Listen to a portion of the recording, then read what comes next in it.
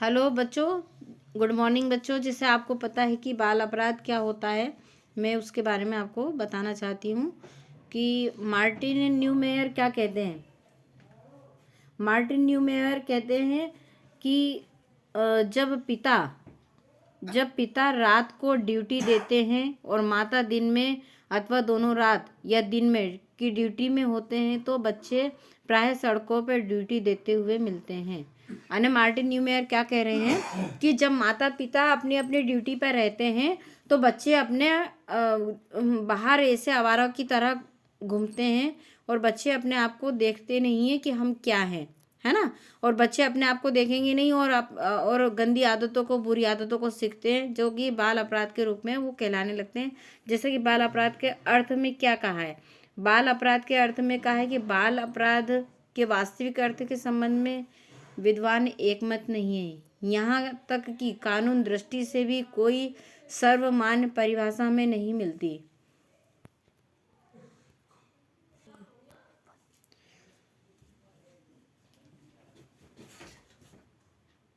फिर भी विभिन्न राज्यों के कानून में दी गई बाल अपराध के परिणाम में इतना अवश्य स्पष्ट होता है कि बाल अपराधियों की एक अधिकतम और एक न्यूनतम आयु होती है।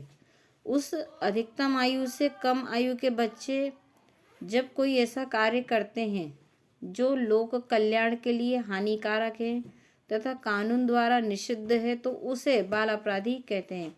ये अधिकतम, न्यूनतम आयु और निषिद्ध कार्य विभिन्न देशों के अधिनियमों में अलग अलग रूप में पाए जाते हैं।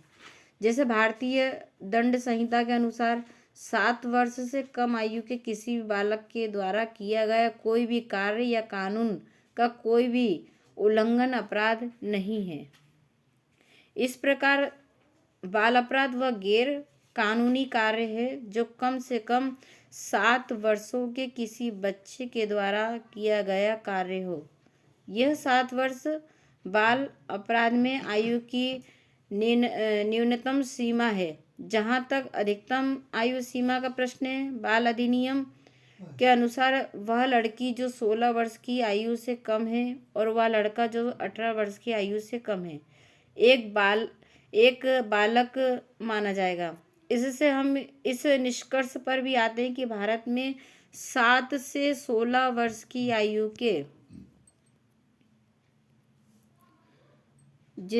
भारत में 7 से 16 वर्ष की आयु के बालक अथवा 7 से 18 तक की आयु की बालिकाओं द्वारा किसी कानून का उल्लंघन बाल अपराधी है।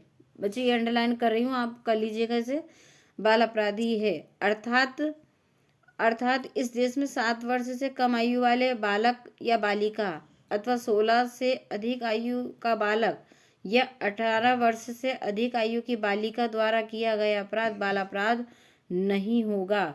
यह बाल अपराध नहीं होगा। ठीक है बच्चों, समझ में आया इतना? बाल अपराध नहीं होगा। अब हम इसकी परिभाषा पर आते हैं। इसकी परिभाषा में डॉक्टर सेंथना क्या कहते हैं कि बाल अपराध के अंतर्गत किसी राज्य विशेष में उस समय लागू कानून द्वारा निर्धारित एक निश्चित आयु से कम आयु के बच्चों या युवकों द्वारा किए गए अनुचित कार्यों का समावेश होता है। अन्य बाल अपराध के अंतर्गत क्या होता है, राज्य विशेष में जो कानून लागू होता है, बच्चा जो कम आयु के बच्चे या युवक जो अनुचित कार्य करते हैं तो उसको उस राज्य विशेष के अनुसार ही उसे अपराधी या कानून के द्वारा उसे दंडित किया जाएगा। और दूसरी परिभाषा पर हम आते हैं न्यूमेयर के शब्दों में। न्यूमेयर क्या कहते हैं? न्यूमेयर कहते हैं, इन्वर्टेड कॉमा स्टार्ट हो गया। जैसे न्यूमेयर क्या कहते हैं, एक बाल अपराधी निर्धारित आयु से कम आयु का वह व्यक्ति है जो समाज विरोधी कार्य करने का दोषी है और जिसका दुराचरण कानून का उल्लंघन है। अन्य क्या कहा उन्होंने कि एक बाल अपराधी क्या है, जो कम आयु का है, वह व्यक्ति जो समाज विरोधी यानी समाज के विरुद्ध कार्य कर रहा है उसको दोषी माना जाएगा। दुराचार कर रहा, कानून का उल्लंघन कर रहा, अनन्य कानून के विपरीत जो कार्य कर रहा है उसे बाल अपराधी माना जाएगा। श्री रॉबिन्सन ने भी इसी बात पर अपना विचार व्यक्त किया है। रॉबिन्सन क्या कहते हैं? रॉबिन्सन की जो आप डेफिनेशन देखेंगे, उनकी डेफिनेशन देखा जाए तो बहुत इजी भी है, बहुत अच्छे से बोल रहे हैं वो। क्या कह रहे हैं कि बाल अपराधों में सड़कों में घूमना, सड़कों पर घूमना या भीख मांगना, दुर्व्यवहार, घातक शैतानियाँ और उच्छृंखल मतलब जो भी कानून व्यवहार सम्मिलित होते हैं उसे बाल अपराधी कहते हैं ना। रॉबिन्सन क्या कहते हैं? अने रॉबिन्सन को हम ले सकते हैं या और एक न्यू मेयर के अनुसार भी हम कह सकते हैं कि वो क्या कह रहे हैं कि बाल अपराध सड़कों पर घूमना ने, जिसके माता पिता काम करने चले गए हैं तो बच्चा सड़कों पर ही घूमेगा, भीख मांगेगा, दुर्व्यवहार करेगा, बुरी आदत सीखेगा, घातक शैतानियाँ करेगा। जो भी ऐसा व्यवहार करता है वो सब बाल अपराधी के रूप में इसे इंगित किया जाएगा। अब जैसे बाल अपराध के इंगित तो किया जाएगा। अब ठीक है, अब हम आते हैं बाल अपराध के कारण पे कि बाल अपराध किन किन कारणों के द्वारा ये बाल अपराध होता है। पहला आप लीजिएगा परिवार संबंधी कारण, व्यक्तिगत कारण, है ना, सामुदायिक कारण, नगरीकरण तथा बाल अपराधी, है ना। इसमें ये पहला हम कह लेते हैं, पहला हम लेते हैं परिवार संबंधी कारण। अब परिवार संबंधी कारण में आप 5-6 कारण इसमें होते हैं, जैसे टूटे परिवार, अनैतिक परिवार, सौतेली माता पिता, या पक्षपात, या त्रुटिपूर्ण अनुशासन, या निर्भरता, या निर्धनता, गंदे घर, या अत्यधिक भीड़ भाड़, माताओं और बच्चों का नौकरी करना, ये सब तो परिवार संबंधी कारण है। तो इस पर हम पहले पर दृष्टिकोण डालते हैं फर्स्ट पर। क्या? परिवार संबंधी कारण, पारिवारिक विघटन, बाल अपराध, जैसे टूटे परिवार। टूटे परिवार में क्या कहेंगे? जैसे माता पिता के बीच में विवाह विच्छेदन है, तलाक हो जाता है, उनमें कभी कभी किसी कोई परिवार छोड़ के चला जाता है या किसी की मृत्यु हो जाती है, यानी एक दोनों में से एक का रहना, तो वो क्या होता है, दोनों में से एक परिवार में रहेगा तो क्या होगा, तो परिवार तो वैसे भी टूट जाएगा, है ना। एक से पूरा परिवार नहीं चलता है, एक से परिवार चलेगा तो वो बच्चे को देखेगा, घर देखेगा, बाहर देखेगा, तो वो उससे बच्चा क्या होता है, बच्चा बिगड़ जाता है।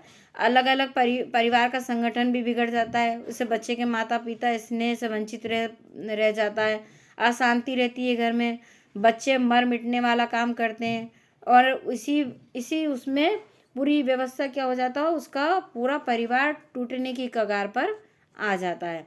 जैसे है ना, प्राय हमने क्या, सर्वश्री होली बोर्नर ने क्या कहा था, 4000 बाल अपराधियों का अध्ययन किया था, उसमें से 50% बाल अपराधी टूटे परिवार के थे। यानी क्या है, बाल अपराधी अधिकतर बच्चे क्या है, टूटे परिवार के हैं, वो यानी टूटे हुए परिवार में से आए हुए थे, है ना। अब दूसरा इसका सेकंड कारण हम लेते हैं अनैतिक परिवार।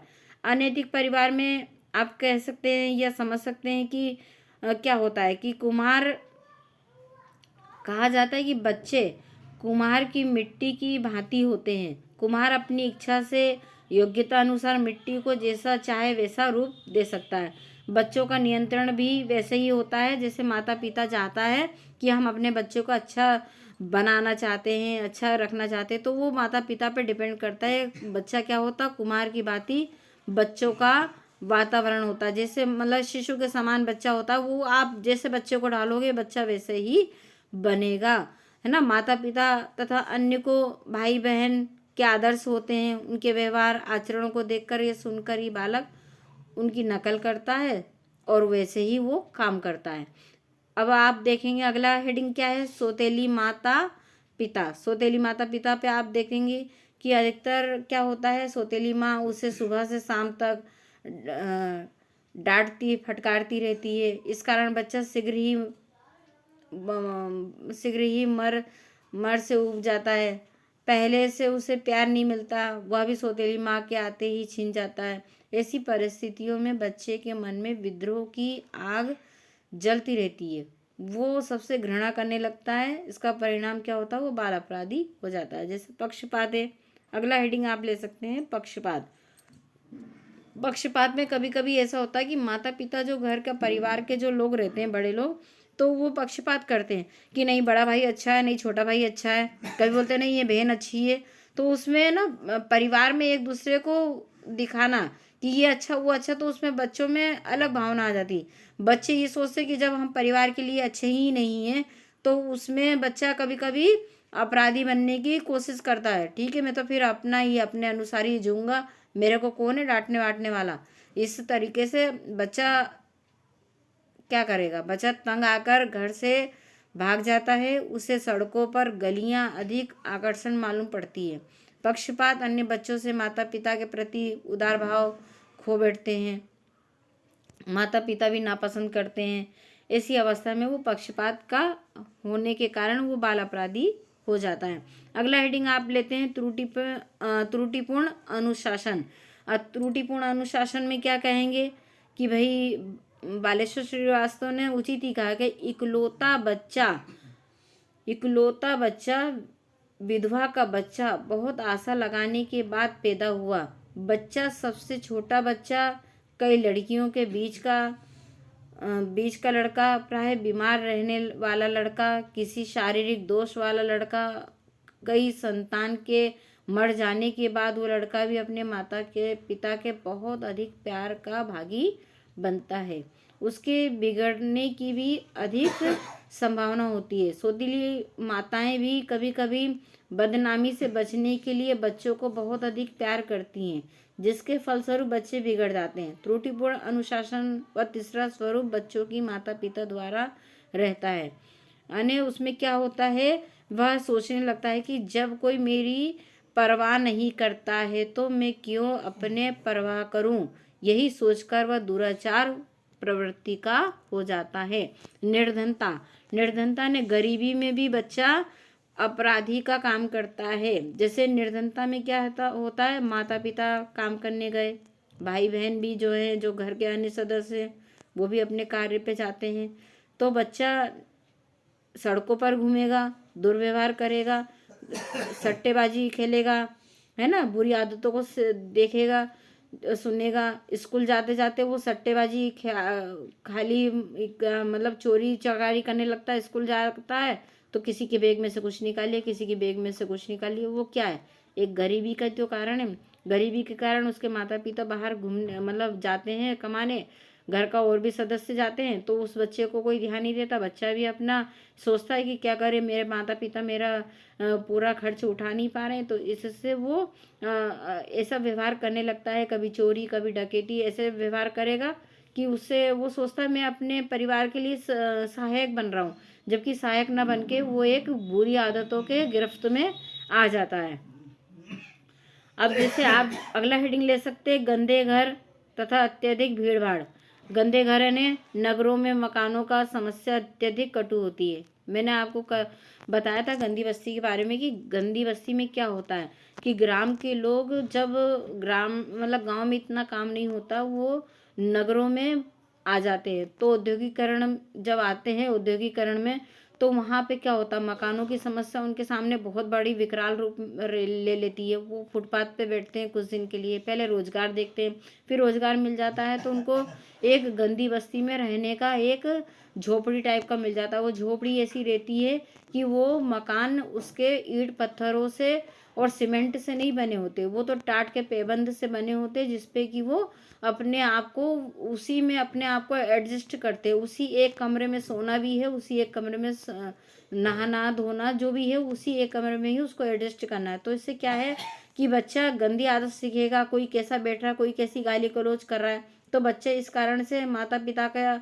नियंत्रण नहीं होता, उस पर निरीक्षण रहता ही नहीं, वो अपनी इच्छा अनुसार वहाँ का कार्य करते हैं। रास्ते पर अधिक समय बिताने से वह सरलता से बुरी आदतों में आ जाता है, तो वो गंदी आदतें सीखने लगता है। तो ये एक कारण तो हम ये भी ले सकते हैं। अगला हेडिंग हम ले सकते हैं माताओं और बच्चों का नौकरी करना, है ना। माताओं बच्चों का क्या नौकरी करना, जैसे क्या कहा, जब माताएं प्रतिदिन घर से बाहर रहती हैं, चाहे वो काम करने के लिए या ताश खेलने के लिए, तो निश्चय ही परिवार का संगठन बिगड़ता है, बच्चे बर्बाद होते हैं। इसी मतलब क्या कहा है कि जब मैंने आपको ये भी कह दिया कि बच्चे माता पिता जब काम करने जाते हैं तो नियंत्रण तो रहता ही नहीं बच्चों पर, बच्चे अपने अनुसार जीते अपनी बेपरवाह से। उन्हें कोई परवाह करने वाला होता नहीं। बच्चे भी सोच लेते हैं कि हमारा कोई परवाह करता नहीं। वो बुरी आदतों को बहुत जल्दी एक्सेप्ट करते हैं, बहुत जल्दी सीखते हैं। उनकी शारीरिक स्वास्थ्य के लिए भी हानिकारक होता है। कभी कभी बच्चों के नौकरी करने से उनकी शिक्षा रुक जाती है। शिक्षा के क्या है अभाव में भी क्या करते हैं, वो कुशल श्रमिक नहीं हो पाते हैं।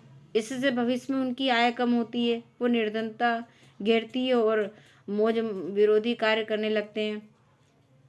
अब आप दूसरा हेडिंग लीजिए, व्यक्तिगत कारण। व्यक्तिगत कारण में आप फर्स्ट हेडिंग लीजिए, शारीरिक तथा मानसिक दोष। शारीरिक और मानसिक दोष में आप हाँ, व्यक्तिगत कारण में शारीरिक तथा मानसिक दोष का मैंने बताया आपको। दूसरा हेडिंग आप इसमें ले सकते हैं, संवेगात्मक अस्थिरता, है ना। सामुदायिक कारण में आप क्या लिख सकते हैं, अपराधी क्षेत्र, बुरी संगत। दूसरी आप ले सकते हैं दोषपूर्ण शिक्षा व स्कूल, है ना। और फिर दूसरा ले सकते हैं अगला हेडिंग, स्वस्थ मनोरंजन के साधनों का अभाव है, युद्ध है। और फिर आप नगरीकरण तथा बाल अपराध के रूप में भी ले सकते हैं। ठीक है, आप इतना कारण को आप ले सकते हैं और इसके निम्नलिखित कारण आपको मैंने समझा दिया। इसके आज के लिए इतनी, धन्यवाद बच्चों।